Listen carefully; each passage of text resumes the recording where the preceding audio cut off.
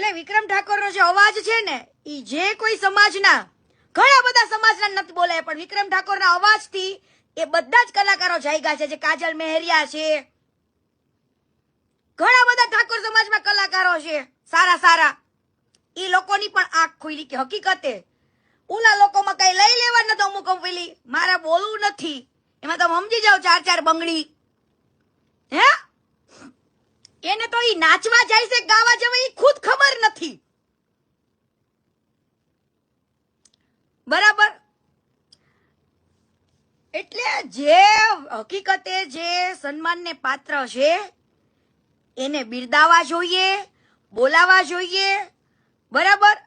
એ વસ્તુ સાચી ખોટી છે એ તો છે જ.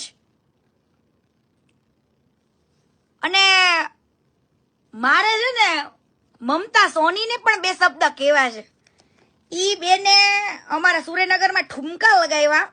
મમતા સોનીને કઈ વિક્રમ ઠાકોર ના લીધે તું ફેમસ છું, તને કોઈ ઓળખે છે. મમતા સોની